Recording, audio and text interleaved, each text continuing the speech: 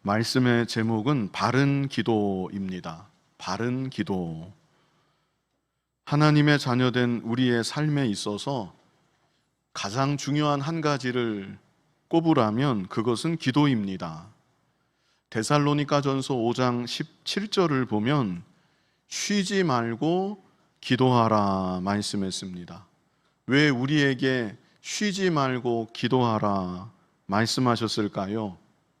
그것은 기도가 영혼의 호흡과 같기 때문에 그런 것입니다.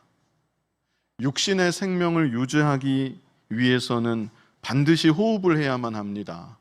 마찬가지로 성도가 그 영혼의 생명력을 계속 유지하기 위해서는 반드시 기도해야 되는 것입니다.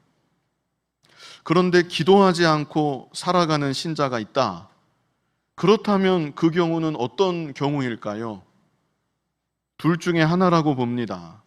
먼저는 살아나지 못한 영혼이다. 살아있는 것처럼 보이지만 실제는 죽은 영혼, 다시 말해서 중생하지 못한 영혼이다. 이렇게 생각할 수가 있습니다. 또 한 가지는 살아나기는 살아났는데 식물 인간과 같은 상태이다. 이렇게 둘 중에 하나라고 볼 수 있겠습니다. 애초부터 죽어있는 영혼이든지 아니면 살아나기는 했지만 거의 기능을 제대로 하지 못하는 죽어있는 것 같은 상태이든지 둘 중에 하나인 것입니다. 그러므로 성도에게 있어서 기도하는 것이 얼마나 중요한 것인지 아무리 강조해도 지나침이 없습니다. 성도가 기도하지 않으면 그것은 영적으로는 식물 인간과 같은 너무나도 무력하고 무능한 상태인 것입니다. 그런데 예수님은 오늘 본문을 보았더니 열심으로 기도할지라도 그 기도에 외식이 들어갈 수 있다. 이것을 지적하시며 바른 기도에 대해 말씀해주고 계십니다. 그리고 다음 주일부터 보게 될 9절로 15절에서는 구체적으로 기도의 본보기까지 말씀해 주십니다. 우리가 주기도라고 칭하는 기도가 이제 다음 주일 본문에 나오는 것입니다. 기도하는 일이 너무나도 중요한 일이기 때문에 예수님께서 오늘 본문에 이어서 기도의 본보기까지 친히 가르쳐 주시는 것이죠. 오늘은 5절로 8절입니다. 바른 기도가 어떤 기도인지 우리 같이 생각해 보고자 합니다.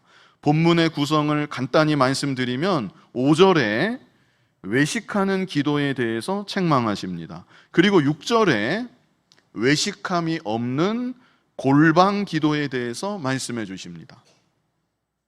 7절에도 중언부언하는 기도에 대해서 먼저 책망하십니다. 그리고 이어지는 8절에서 중언부언이 없는 진심으로 하는 인격적인 기도에 대해서 말씀해 주십니다. 그래서 5절과 6절을 서로 비교하고 7절과 8절을 서로 비교하면서 이 시간 말씀을 증거하겠습니다. 자, 첫 번째, 외식하는 기도와 골방 기도입니다.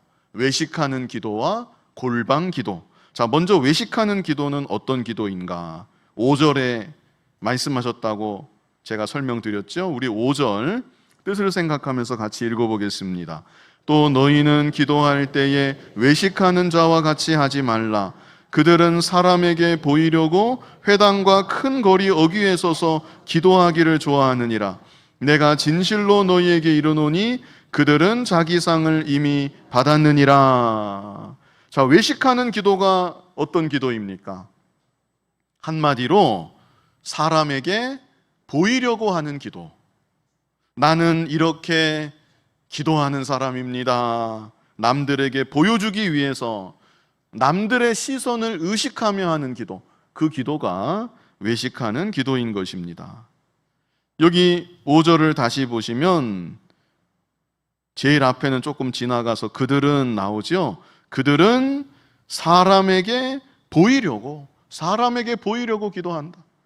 그들은 사람에게 보이려고 회당과 큰 거리 어귀에 서서 기도하기를 좋아하느니라. 서서라는 말이 있는데요, 우리말로는 이게 좀 불분명한데, 이 서서라는 말은 회당에도 걸리고 큰 거리 어귀에도 걸리는 말입니다. 그래서 예수님은 이 당시 외식하며 기도하는 사람들을 향해서 너희들 회당에 가만히 앉아 있지 않고 회당에서 기도할 때 서서 기도하는 거 좋아하지?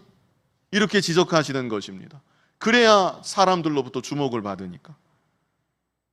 회당에서만 그렇게 기도하는 것이 아니라 큰 거리 어귀, 사람이 많이 다니는 그런 모퉁이입니다. 거기서도 서서 기도하기를 좋아한다. 이렇게 예수님께서 외식하며 기도하는 그들의 행태를 지적하신 것입니다. 그 다른 믿음의 일들도 다 그러하지만 특별히 기도의 경우는 더더욱 그렇습니다. 기도야말로 하나님과 나와의 직접적인 관계인 것입니다. 그런데 기도를 하면서도 하나님을 의식하는 게 아니라 사람을 의식하고, 기도를 하면서도 남들에게 자신을 나타내려고 하고, 얼마나 안타까운 일입니까? 예수님께서 5절 끝에 최종적으로 뭐라고 말씀하시는가 하면, 내가 진실로 너희에게 이르노니 그들은 자기 상을 이미 받았느니라. 자기 상을 이미 받았다. 이것은 다시 말하면 하나님께는 아무것도 받을 것이 없다. 하나님과는 아무 상관이 없다. 아무리 열심히 기도해도 외식하는 기도를 하면 그 기도는 하나님과는 아무 상관없는 기도이다. 예수님께서 이것을 말씀해 주시는 것이죠. 그렇다면 5절과 비교해서 어떻게 기도해야만 되는가? 자, 6절, 우리 6절을 같이 읽어보겠습니다. 너는 기도할 때에 네 골방에 들어가 문을 닫고 은밀한 중에 계신 네 아버지께 기도하라. 은밀한 중에 보시는 네 아버지께서 갚으시리라. 아멘. 골방 기도입니다. 골방 기도. 이 골방에 대해서 혹시 생소한 분이 계실지 모르겠는데요, 국어사전을 보면 큰 방의 뒤쪽에 딸려 있는 작은 방, 그게 골방입니다. 또 옛날에는 곡식 같은 것을 보관하는 창고 같은 그런 방이 있었는데 그런 방을 골방이라고도 합니다. 그래서 한마디로 구석진 장소, 은밀한 장소, 그런 장소를 의미하는 것입니다. 그런데 기도할 때에는 그런 골방에 들어가서 기도해라. 특별히 여기 주목해서 보실 것이 네 골방 그랬습니다. 그랬죠? 네 골방에 들어가. 이것은 누구에게나 자기만의 골방이 있다.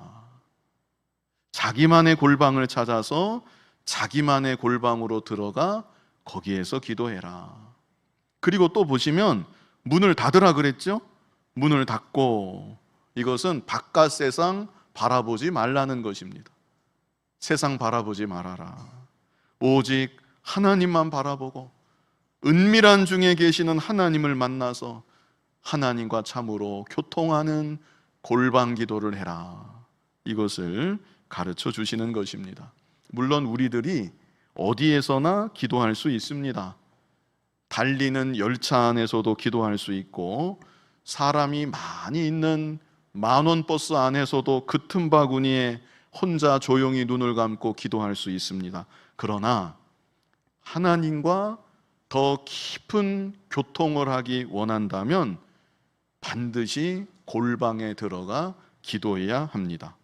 실제 예수님 가르쳐 주신 이 가르침대로 자기 자신이 기도하는 골방 기도라고 할 수 있습니다. 골방 기도하는 기도의 삶을 예수님은 직접 사셨습니다. 아무도 일어나지 않은 새벽, 한적한 곳에 가셔서 기도하셨던 우리 예수님이십니다. 우리 마가복음 1장 35절 같이 한번 읽어보겠습니다. 새벽 아직도 밝기 전에 예수께서 일어나 나가 한적한 곳으로 가사 거기서 기도하시더니, 한적한 곳, 바로 이곳이 예수님에게는 예수님의 골방이었던 것이죠. 오늘날 우리들도 나만의 골방을 찾아서 나만의 골방에 들어가 기도해야 됩니다. 진짜 골방이 있어서 골방에 들어가 문을 닫고 기도할 수 있겠고요. 또 산에 올라가서 한적한 곳을 찾아서 기도할 수도 있겠고요. 또 예배당에 나와서 기도할 수도 있습니다. 이 하루 중에 보면 예배당 텅 비어 있을 때가 아주 많습니다. 예배당에 고요히 나와 기도할 수도 있겠고, 이렇게 자기만의 한적하고 은밀한 곳을 찾아서 사람 의식하지 말고 세상 바라보지 말고 오직 하나님만 바라보고 하나님과 홀로 대면하는 골방 기도를 우리들이 해야만 되는 것입니다. 특별히 몸으로만 골방을 찾는 것이 아니고 마음이 골방을 찾아야 됩니다.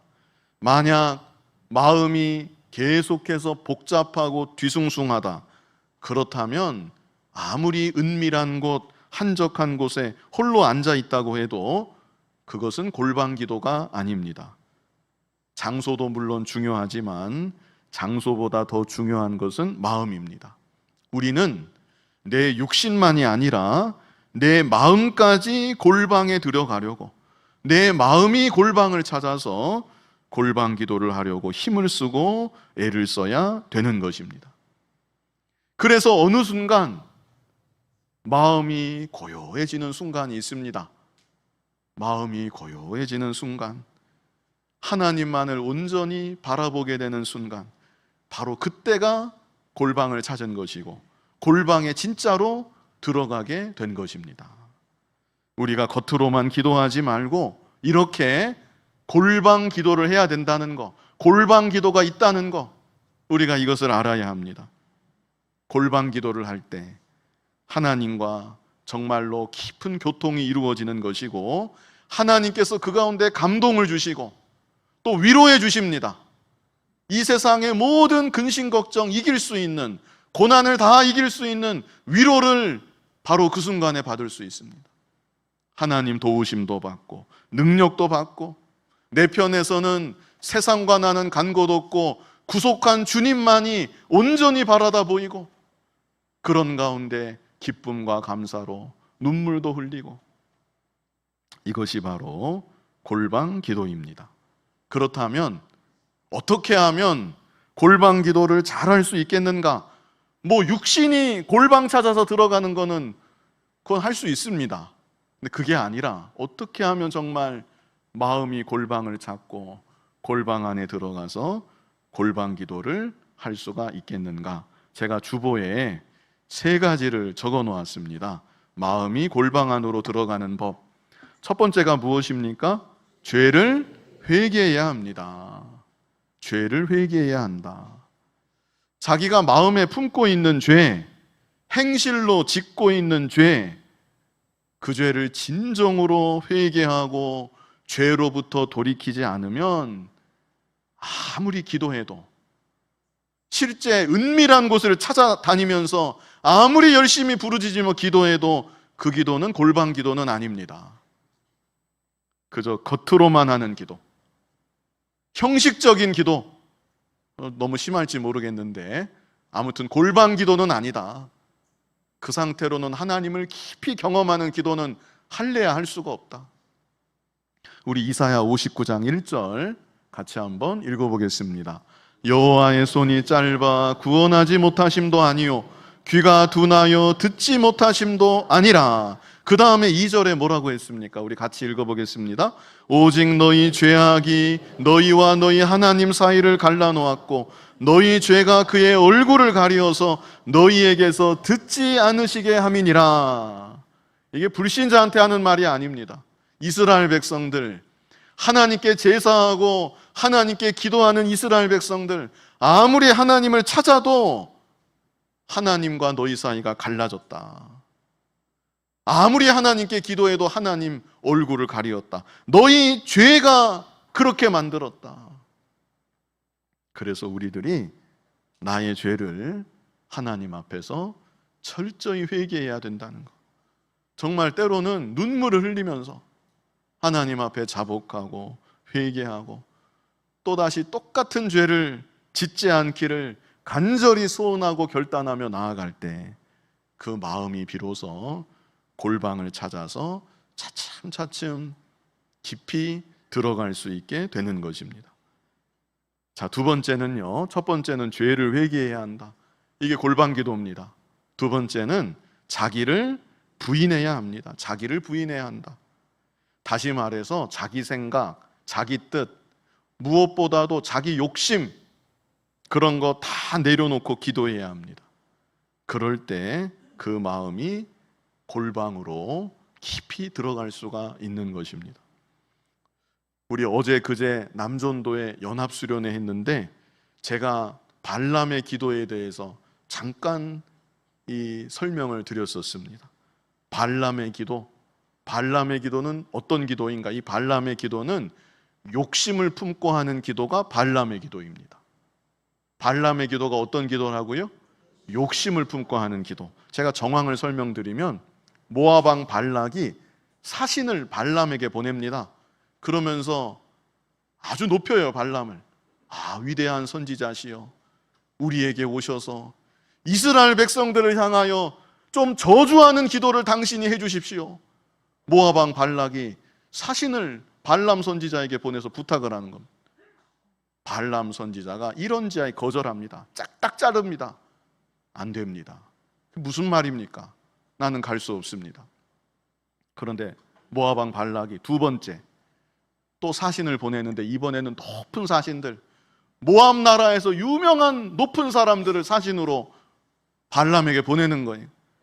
그리고 예물을 들고 가게 합니다. 귀한 예물들 들고 가게 합니다.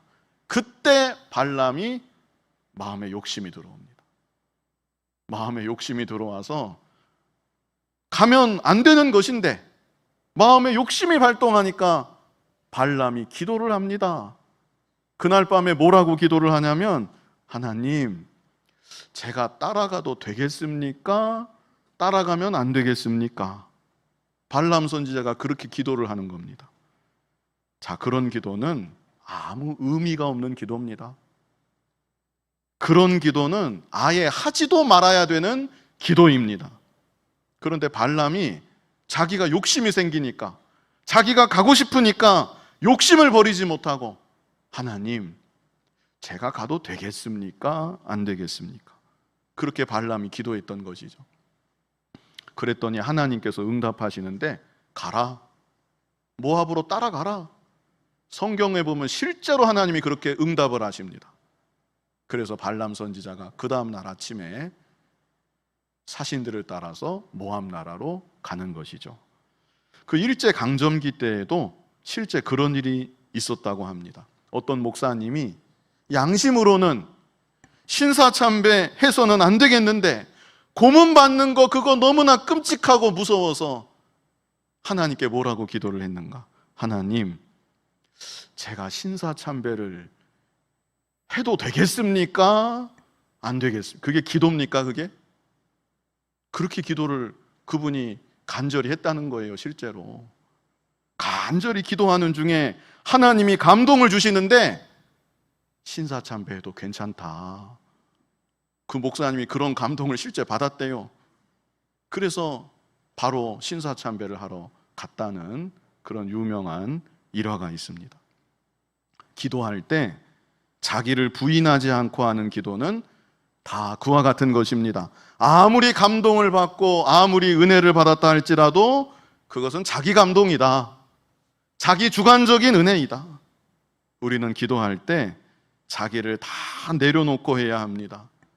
진정으로 하나님의 뜻만이 온전히 이루어지기를 바라는 마음으로, 그리고 내 자신이 살든지 죽든지 주의 뜻만을 순종하기를 소원하는 마음으로 그렇게 기도해야 되는 것입니다. 그 목사님으로 말하면 어떻게 기도해야 됩니까? 하나님, 제가 이렇게 믿음이 없습니다. 제가 너무나 두렵습니다. 신사참배 하러 가고 싶습니다. 하나님, 저를 불쌍히 여겨주시고 이런 저에게 은혜를 주셔서 어찌해서든지 주의 뜻대로 순종하게 하여 주시옵소서. 그렇게 기도해야 그게 바른 기도이죠. 간절히 그렇게 기도해야 되는 거고, 그러다가 혹 연약해서 신사참배 한번 했다, 그러면 또 하나님 앞에 와서 하나님 죄송합니다, 제가 이거밖에 안 됩니다, 저를 불쌍히 여겨 주시옵소서, 그렇게 자복하고 눈물로 회개 기도해야 그게 바른 기도고 바른 믿음의 길인 것이죠. 우리가 나를 부인하고 기도해야 된다. 그럴 때 그 마음이 골방을 찾을 수 있고, 골방 안에 들어가서 깊은 기도, 정말로 하나님과 대화가 오고 가는 기도, 교통이 오고 가는 기도, 그런 기도를 우리가 할 수가 있는 것입니다. 이제 세 번째는요, 하나님을 전심으로 바라보아야 됩니다. 자, 이것은 마음을 다하여 기도해야 한다.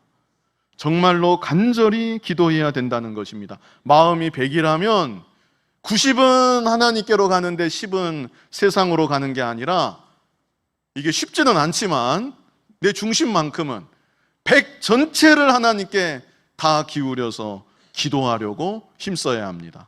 그것이 바로 하나님을 전심으로 바라보는 것입니다. 에레미야 29장 13절 우리 같이 읽어보겠습니다. 너희가 온 마음으로 나를 구하면 나를 찾을 것이요 나를 만나리라. 아멘. 온 마음, 이것이 전심입니다. 원래 개역 한글에는 전심이라고 이렇게 번역을 했었는데, 전심으로 하나님께 기도하면 나를 찾을 것이다, 나를 만날 것이다, 하나님 만나 주시겠다고 약속해 주신 것입니다. 자, 그런데요, 처음부터 전심이 바로 되는 게 아닙니다. 보통은 시간을 많이 들여야 합니다. 시간을 많이 들여야 한다. 이것도 원래 네 번째로 넣어야 되는데 그냥 세 번째 안에 포함을 시킵니다. 시간을 많이 들여야 한다. 물론 은혜 충만하게 늘 살아가면 눈 감자마자 전심이 하나님께 갈 수도 있겠죠. 근데 그게 쉽지가 않습니다. 마음을 모으는데 시간이 걸리고, 하나님을 생각하고 하나님께로 마음을 온전히 향하는데 시간이 걸리고, 어떤 때는 금방 될 수도 있는데 어떤 때는 30분 기도해도 전심이 안 되고 1시간 기도해도 전심이 안 되는 때가 있습니다. 그래서 시간을 들여서 기도할 필요가 있는 것이죠. 이렇게 골방 기도, 크게는 세 가지 우리 같이 보았는데요. 첫 번째는 무엇이었습니까? 죄를 회개해야 합니다. 두 번째는 자기를 부인해야 합니다. 그리고 하나님을 전심으로 바라보아야 합니다. 그럴 때 마음이 골방으로 들어가고 정말 살아계신 하나님을 만나는 세계, 경험하는 세계, 깊이 교통하는 은혜의 세계, 충만한 그 기도의 세계를 경험할 수 있게 되는 것입니다. 다음으로 7절과 8절은 중언부언하는 기도와 진심으로 하는 인격적인 기도, 이것을 비교해서 예수님이 말씀해 주십니다. 먼저 중언부언하는 기도, 본문 7절 우리 같이 읽어보겠습니다. 또 기도할 때 이방인과 같이 중언부언하지 말라. 그들은 말을 많이 하여야 들으실 줄 생각하느니라. 중언부언이라는 것은 별 의미 없이 같은 말을 반복하는 것, 그게 중언부언입니다. 같은 말을 계속 반복하는 것. 혹 의미는 있다 할지라도 마음을 담아서 말하지 않는다고 하면 그것도 역시 중언부언이다, 이렇게 생각할 수 있겠습니다. 이런 기도는 좀 형식적인 기도이고 또 하나님과는 인격적으로 교감이 되지 않는 자기만의 독백과 같은 기도라고 말할 수 있겠습니다. 우리는 한마디를 하더라도 정말 나의 진심을 담아서 살아계신 아버지 하나님을 의식하면서 하나님께 기도를 드려야 되는 것입니다. 그래서 8절을 보면요, 우리 8절 같이 읽어보겠습니다. 그러므로 그들을 본받지 말라. 구하기 전에 너희에게 있어야 할 것을 하나님 너희 아버지께서 아시느니라. 아멘. 우리 하나님은 살아계신 하나님이시다. 그뿐 아니라 우리의 모든 것을 다 아시는 전능하신 우리의 아버지이시다. 그러므로 우리는 하나님 아버지 앞에 나아가 아뢰는 것입니다.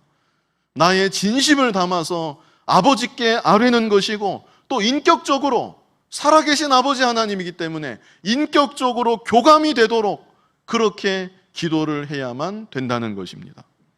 가령 아들이, 실제 그 육신 아버지 부자지간의 아들이 안방에 들어가서 아버지 만나고 아버지 앞에 말을 하며 부탁할 때 어떻게 하겠습니까? 아버지, 저에게 이런 어려움이 있습니다. 아버지께 말씀드리면 되고, 아버지, 저를 좀 도와주십시오. 그렇게 할 거 아닙니까? 하나님 아버지께도 마찬가지입니다. 기도가 어려운 것이 절대 아니라는 것입니다. 내가 정말 하나님 자녀라면 하나님 아버지를 바라보고 사랑 많으신 아버지 하나님 생각하면서, 비록 눈으로는 볼 수 없지만 그 아버지가 지금 내 앞에 계신 것을 의식하면서 하나님 아버지 하면서 아버지께 아뢰며 기도하면 되는 것입니다. 다른 교회에서는 주여 삼창을 하고 기도를 많이 합니다. 주님이 저 멀리 계신 것처럼 주여, 점점 더 크게 합니다. 이렇게 주여, 주여 이렇게 하면서 이 기도를 하는데, 그렇게 기도하면 마음이 답답하다가도 확실히 시원해지는 면이 있는 것 같고, 또 주의가 환기가 되고 집중이 되는 그런 면이 있는 것 같습니다. 그것이 꼭 나쁜 것은 아닙니다. 저도 때로는 산에서 기도할 때 그 고요한 중에 주변에 아무도 없을 때가 있습니다. 정말 아무도 없을 때, 그럴 때 제가 그렇게 하려고 하는 건 아닌데 정말 큰 소리로 하나님께 부르짖어서 기도할 때가 종종 있습니다. 또 교회적으로 합심해서 기도할 때 그렇게 부르짖으면서 하나님께 다 같이 기도할 수 있습니다. 개인적으로 너무나 다급한 일을 만났다, 그럴 때는 정말 아버지 하면서 목 놓아서 기도할 수가 있습니다. 그런데 천편일률적으로 기도가 항상 그렇다, 기도를 할 때마다 습관적으로 항상 그렇게 외치면서 시작을 한다, 그것은 좀 생각해 볼 문제가 아닌가 싶습니다. 아들이 아버지 앞에 가서 말을 하는데 아버지 옆에 계신데 아버지한테 말할 때마다 그렇게 아버지를 부르고 말을 한다면 그건 좀 상식적으로 이해할 수 없는 것이죠. 물론 그럴 때도 있습니다. 아버지 옆에 계셔도 너무나 다급하면 아버지 붙들고 그렇게 말할 수 있을 것이고, 예외적인 상황이 분명히 있겠지만 항상 천편일률적으로 그렇게 한다고 하면 과연 하나님 아버지와 인격적으로 교감을 하는 기도인가, 기도 생활인가, 생각해 봐야 되는 것이죠. 기도는 살아계신 아버지 하나님과의 인격적인 대화이고 인격적인 교제입니다. 한마디 한마디 진심을 다해서 아버지 하나님을 실제로 의식하면서 아버지께 말씀드리듯이 그렇게 하나님께 기도하면 되는 것입니다. 예수님께서 바로 그것을 여기에서 가르쳐주고 계신 것입니다. 그렇게 기도하면 중언부언 안 해도, 이 말 저 말 장황하게 늘어놓고 복잡하게 안 해도 이미 우리의 형편과 사정을 다 아시는 아버지 하나님이신데 아버지께서 우리의 기도를 들어주시고 응답해 주시는 것입니다. 이 시간 바른 기도, 이런 제목으로 예수님의 말씀을 우리가 함께 보았습니다. 먼저는 외식하는 기도와 골방 기도 있다고 했습니다. 우리는 골방 기도를 해야만 됩니다. 무엇보다 내 마음이 골방을 찾아 들어가야 한다고 했습니다. 마음이 골방 안으로 들어가는 법 3가지 말씀드렸죠. 죄를 회개해야 되고, 자기를 부인해야 되고, 하나님을 전심으로 바라봐야 한다. 다음으로 중언부언하는 기도와 진심으로 하는 인격적인 기도, 그 의미 없는 말, 또 진심을 담지 않은 말, 그런 말로 습관적으로 기도하는 것이 아니라 한마디를 하더라도 살아계신 하나님 앞에서 나의 기도를 들으시는 아버지를 의식하면서 인격적으로 교감이 있는 기도를 하는 우리들이 되어야 하는 것입니다. 그래서 기도를 통해 우리 아버지 하나님을 참으로 만나고 경험하고 하나님과 교통하고 교제하고 하나님의 은혜와 능력을 힘입어서 이 험난한 세상이지만 늘 기쁨으로 또 하나님 능력으로 살아갈 수 있는 저와 여러분 될 수 있기를 간절히 바랍니다. 거룩하신 아버지 하나님, 하나님 자녀 되게 하여 주셔서 전능하신 아버지 하나님께 기도하는 큰 은혜와 복을 우리에게 허락하여 주시니 감사합니다. 어리석게도 기도하지 못했던 거, 기도하기에 게을렀던 거, 기도하더라도 형식적으로 했던 거 아버지 하나님 불쌍히 여겨주시고 이제는 참으로 하나님을 만나는 기도, 전심으로 마음을 하나님께로 향하여서 하나님과 교통하고 교제하고 하나님의 위로하심과 하나님의 능력을 힘입는 참으로 하나님 만나는 기도하는 골방 기도하는 우리들 모두가 될 수 있도록 인도하여 주시옵소서. 예수님 이름으로 기도하옵나이다. 아멘.